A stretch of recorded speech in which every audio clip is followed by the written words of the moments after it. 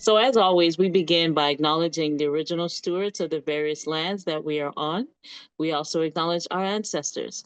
We acknowledge all those who toiled without compassion or compensation.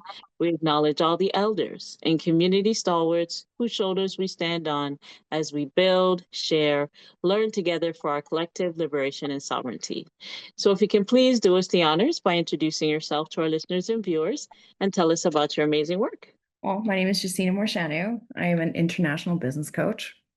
The reason why I started consulting is that I saw a lot of distraction in hierarchy in business, and immediately wanted to start shifting some things.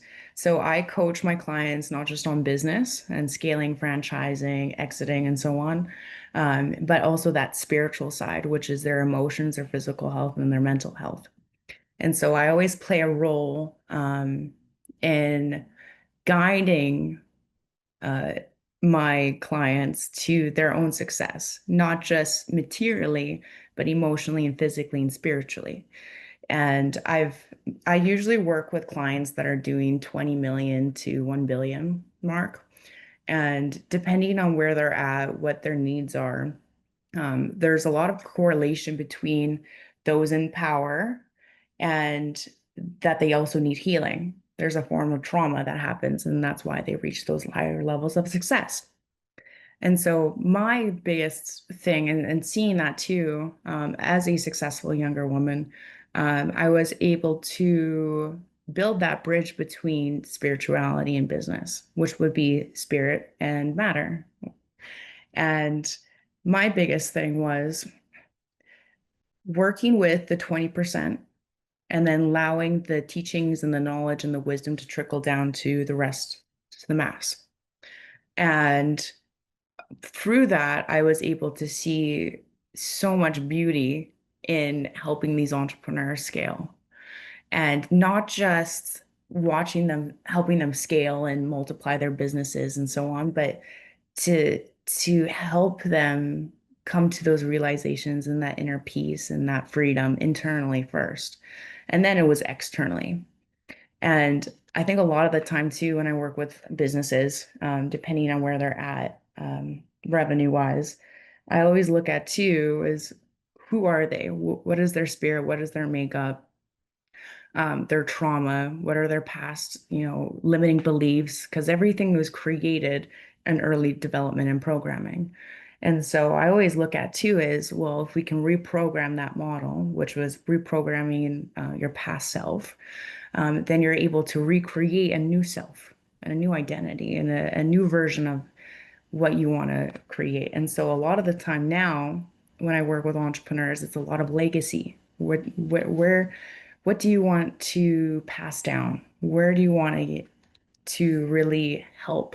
So my biggest things, so even though I'm an international business coach, I also have a platform for entrepreneurs. It's a business forum group. And your business needs to be making at least 1 million to get into the forum group, and then you're part of the network. I do retreats all the time and events, but it's not just that, it's connecting like-minded individuals that are ready to make change and that are excited to make change and that are willing and have the resources available to do that. Understood, understood. Well, that's fantastic. That's really good. So yeah, I see where your inspiration is coming from. So tell me, what are some of the challenges or barriers that you faced, and how have you overcome them, or in the process of overcoming? Honestly, when it comes to business for me is very straightforward. It's very easy. Creating strategies, creating systems is super easy. I've been in startups for and just business in general for over 8 years, 9 years. And so when I started, I was about 18, 19 years old, pitching to investors for multi-millions into the tech startup scene. And so uh, I seen a lot really early on ethics and business and um, being in rooms where there were very successful men. And I think my big vision for that too was seeing how people play out in their own success and what they do with themselves and being that guide for people. And so even for myself, when I was 18, 19 years old, I used to live in Asia. I worked in a couple tech AI surveillance system companies.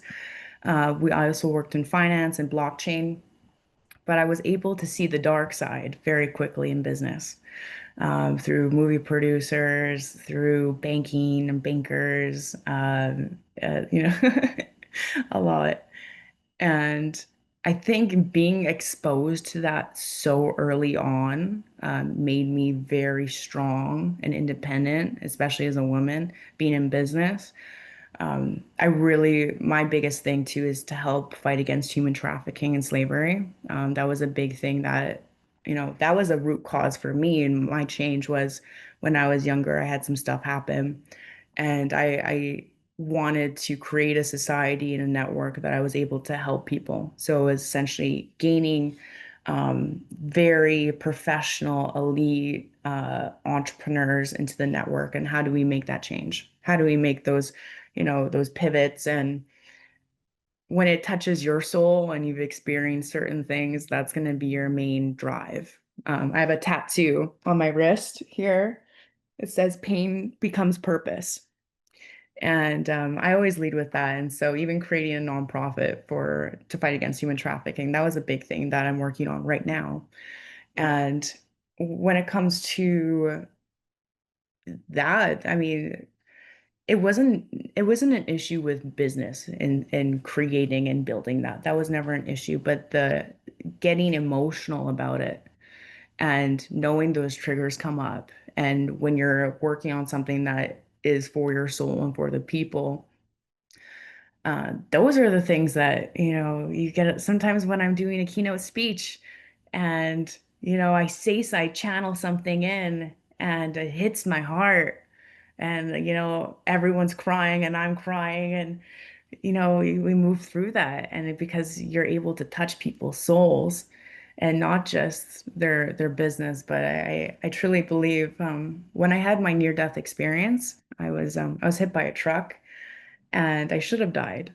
And they said that I thought I was going to see God, but I saw something different, and they said I was a messenger.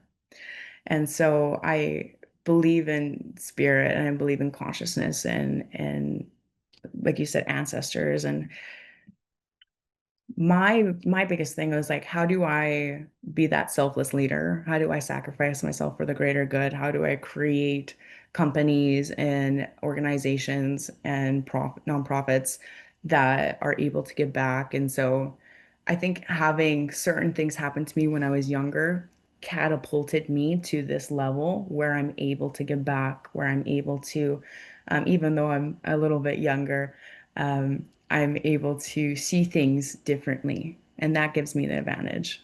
That's so beautiful. I'm very much in tune with my spiritual side as well. And it's so important to have that balance in your work life, what they call work-life Mm, balance.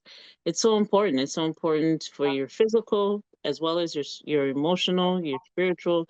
It all encompasses. And I think more and more people are realizing it and they want to create that type of balanced lifestyle so that you can actually have now it's like it's normal or it's like, wow, I have to be a minimalist. These words are being thrown around. yes.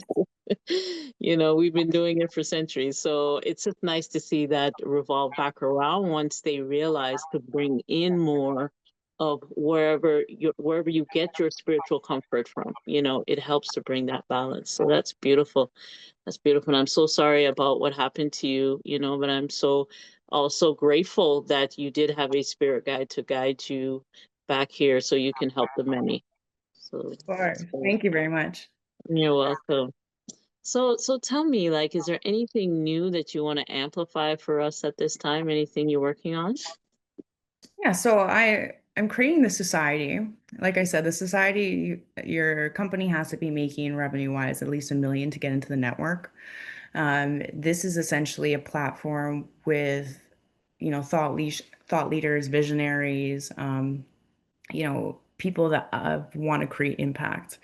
The reason why I set it up this way, and I only take on 5 to 10 new prospects a year, And that is essentially for the startup phase. So if they're making, less than a million, then essentially those are the people that we want to recruit back into the network. The reason why I wanted to create a society is that certain things that I teach. So I teach the Hermetic principles and the Hermetic laws. And once you align yourself with these principles and laws, your external reality starts to shift and change. So we work with spirit first, and then we work with matter. So in mentalism, which is one of the laws, is that everything's created mentally and then physically and materially. And so the reason why I thought it was so important to coach and teach this and these principles and these lessons is that I saw it impact myself, especially when I saw my own past lives and what I did and um, connecting to my purpose and my mission here.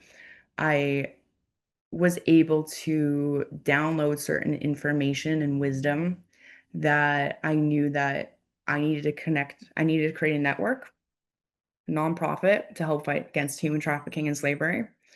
And that my mission and my purpose, I wouldn't be able to leave here until it's done. And so it's very much as I love this beautiful life, I know that when it's time for me to go, I'll go. But I know that deep down, I wanted to create this movement and be able to make big change. And then I also knew that I would be able to sacrifice myself for the greater good. And so coming from a point too of who I work with, especially like a lot of my clients are making 20 million, 350 million, 600 million, billion. Um, it really looks at too is it doesn't matter how much money you're making, but if you're not aligned with self and spirit, it doesn't matter. Doesn't matter. I've met multi millionaires that are addicted to drugs and addicted to sex and addicted to lower frequency energy and lust and desire um I see it play out too. And I've left clients that are not in vibrational alignment and our values and our morals are not aligned just because I know what I'm creating and I hold those values very sacred to me. And if someone is communicating in a way that or acting, because sometimes people talk a lot, but their actions will show you.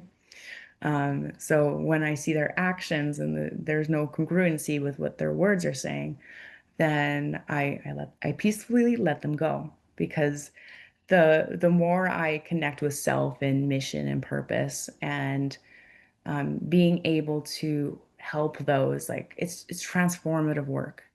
It's very transformative. I also do mastermind events. My next one is going to be November in Tulum. You're welcome to join if you want. But it's connecting with those like-minded individuals that are successful and they're conscious and aware. And a lot of my network too, or my business consultant friends, they're working with billionaires as well. And so I make sure that I take care of my team and my team takes care of me. That's awesome. That's awesome. It's when you're working with people of such affluence and have really risen above the normal, what they consider normal, day-to-day income of a person, then, it sometimes make them realize, especially the ones with consciousness, and you really help to bring that out of them. What can I do? How can I, create that balance and be an asset to society and really help to make that change. I have the economic power, but how do I transform that into something that can, Yeah, work within generations? So that's great. course, of course. Well, I always see it too as like, how do you impact people? And you have to touch them emotionally, even when I'm doing my keynote speeches. And so I have another one in Miami in September coming up. And it's you got to touch people. You got to touch their soul. You got to hit those levels where people don't want to talk about, where people feel uncomfortable for bringing things up. For for so long, we have been told to be quiet and shut Mhm. down, and especially women. where we just got our rights, all like Mhm. all women. And the fact that even in my work environment, I am still to this day confronted with older men that are very successful, and then they want to give me an opportunity, but for the cost of my body. Mm, mm, And mm, mm, so it's that has been a that's one thing I'm going to be talking about in September in Miami about because mhm, mhm. it's Global Women's Conference, and Okay. it's essentially that we need to stand up for our rights. We need to communicate. We need to have boundaries. There, you know, sexual abuse intolerance for that type of stuff should not be. And the fact that there is a place where men, men and women, think it is right to do those type of trades. Um, Mhm, I always believe that you don't need to sell your body. I always believe that you can create anything within the mind, and you're able to create success and bliss and nirvana and happiness within the mind, and then be created externally. And so, even though I had investors, movie producers, uh, entrepreneurs try to give me lots of money for things I didn't want to do, I said no. mhm. Right, right. That's why I think I have strong morals and values too, and I hold myself to a certain standard, and I hold my clients to that standard too. Is that uh, if it's too easy, for Mm, instance, that's then exactly. exactly. Yeah, yeah. Wow. Okay, so let me ask you, how do you feel about the future of social impact in Canada and just in, overall? Of course. Well, I'm an international business coach, so I fly to different countries all the time, and I'm able to see certain things. And um, especially when I was in Asia and Europe, um, and I was able to. One person told me something, and they said, "Once you have money, you have power, and you can control everything." And at the time, I was very young, very, very young, and I early like 19 early 20s, and that stuck with me. But I didn't necessarily always want the money, but power and influence and change, not to control anyone, but to lead a society into a higher consciousness. And when I say that, it's very much, how do you wake up people? How do you help them become more spiritually aware and conscious and enlightened? And I always looked at Buddhism, especially when I was in Asia. I loved Buddhism. And it spoke about how an individual can be enlightened. And so there was the Buddha that would go to the temple and reach enlightenment, but it would stay in enlightenment, and he'd stay at the temple. And then there would be the Bodhisattva, which is the Bodhisattva would go to the temple, reach enlightenment, and come back to give it to the people. And so I've always looked at myself as more of a Bodhisattva in that regard, because I believe that this sense of awareness and not just enlightenment, but finding this peace and freedom within self, this can be given to these people. They can be set free. They can not just, because our society, we're in slavery. How everything is set up, it's slavery.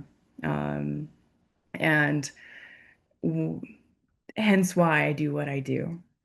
And all governments are governing for a reason. You were born into a system, you were born into slavery. And the moment essentially my society is decentralized, so it operates in different countries.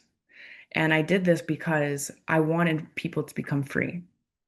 I always educate my clients about their money and the banking systems and where to protect your money and where to put your money, and how to stay safe in the next 5 to 10 years, because things are going to be happening. I'm a part of certain groups and societies that and networks that we know information before things happen. And that gives us the opportunity to help others. It gives us the opportunity to help our clients, to help our family, to be able to give back. But in that regard, too, is things are not going to be looking very pretty in the next 5 to 10 years. So, how do you prepare yourself as much as possible for things to happen? COVID-19 was very much a test run of control. And so, even seeing that and how that played out, I think it's important to educate as much as I can. And that's my biggest mission is it used to when I was younger, it used to be for the money and the status and the fame. And I got that when I was very young. And once I had that, I was depressed. I was sad. I had everything, the nicest cars, traveling everywhere. And I was depressed. I was suicidal. Um, and I worked for AI surveillance in different countries in Asia. And so I was able to see different government operations and hierarchies and social credit scores and how they spied on, the civilization, the society. And um, I got submersed in it so quickly at such a young age that it made me see differently. And even my background in understanding knowledge and wisdom and being a part of certain things and seeing certain things, um, that's why there's that big movement. That's why there's that pull, that fucking that energy when it comes to change and helping people and setting them free. And knowing that we were born into slavery doesn't mean we always have to live in it. I love that because really they say, you're a slave of your mind because we don't know what we don't know, right? Until there's somebody like yourself, especially of us in what we do, there's an awakening period where you think that your whole conceptual life is to, be born, go to school, 9 to 5, retire. You know what I mean? Like there's this program that has been downloaded for us to go by. And although it could have worked for some and people don't have a problem with it, that's cool. You know what I mean? But not everybody's wired to that same program. So there's that inner awakening. And I always say that somebody like yourself is reawakening Hmm. that person. It is always it's just sleeping dormant in that person. You're You're remembering. just putting flame to the fire. Yes, yes, yes, yes, absolutely. So that's awesome. I can relate to a lot of things that you're saying. Probably have to say it off camera. But what you're saying, I 1,000% resonate, have experienced. I'm also on a very high spiritual journey myself. I've been since I was 18, so it's something I can totally relate to what you're saying. So I'm going to put it as, what does success look like to you? If I was to ask you that, yeah, what does success look like to you? So it's funny. Success. I teach a lot of my clients. I always give them homework.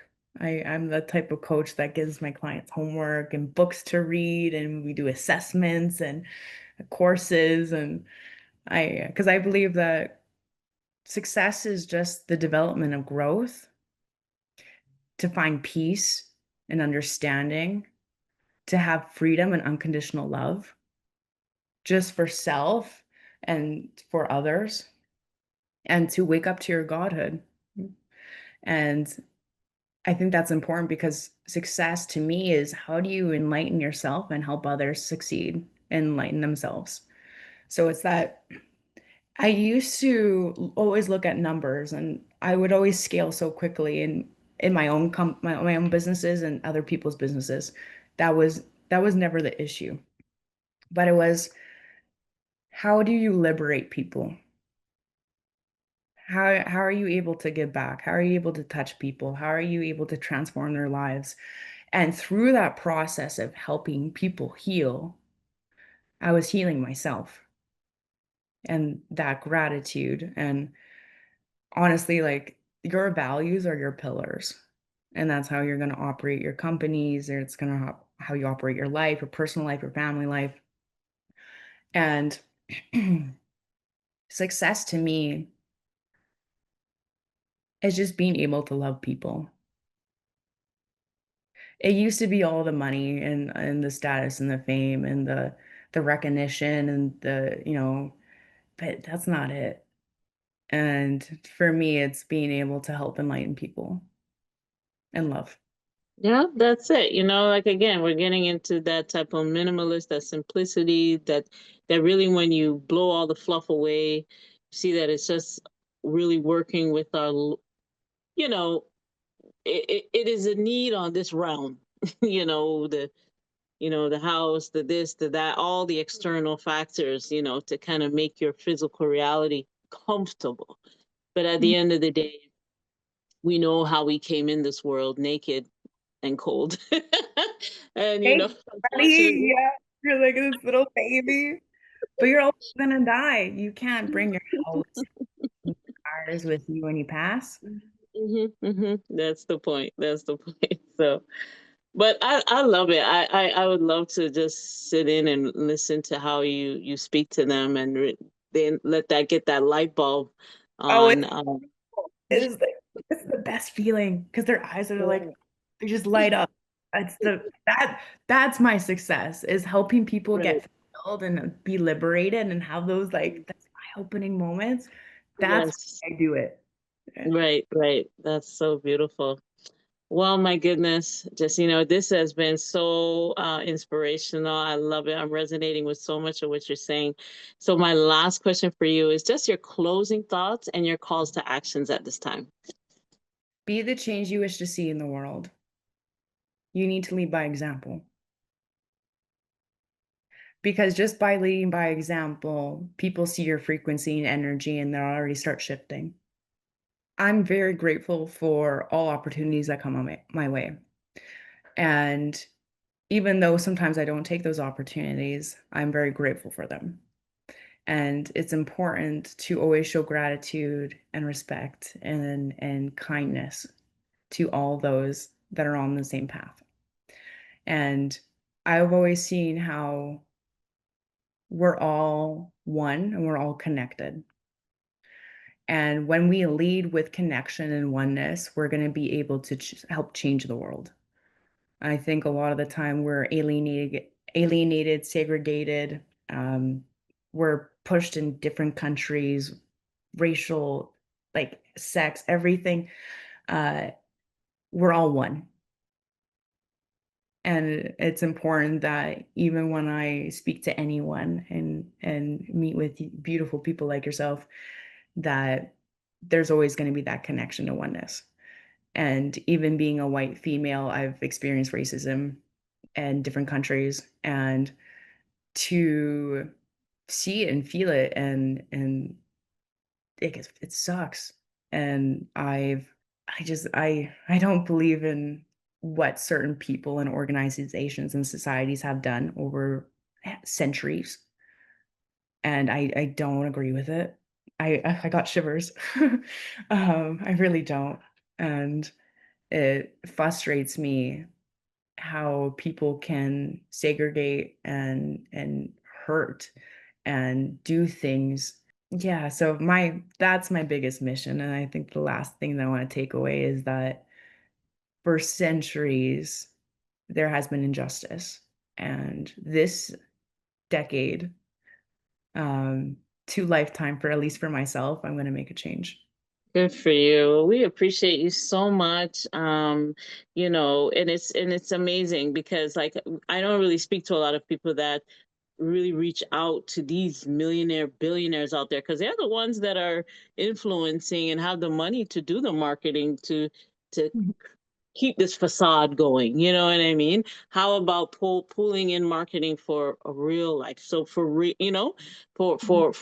other side, let's put another another theme to this. You know what I mean? Like Yes.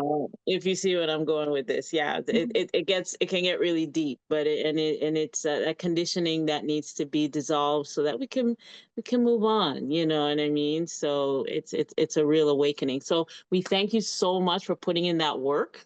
I Thank know it's not easy and all that you've gone through, but you know, Spirit knows best for you, and Spirit knows why you're here and what your purpose is. So on behalf of SETSI, we thank you so much for your time and your leadership today. Of course. Thank you very much. You're welcome. So we will close the way that we began by acknowledging the original stewards of the various lands that we are on. We also acknowledge our ancestors. We acknowledge all those who toiled without compassion or compensation. We acknowledge all the elders and community stalwarts whose shoulders we stand on as we build, share, learn together for our collective liberation and sovereignty. So this won't be the last, I'm sure. We'll definitely keep in touch, and any invites that you can invite us to so I can peep in and listen, I'd be so grateful. Of course.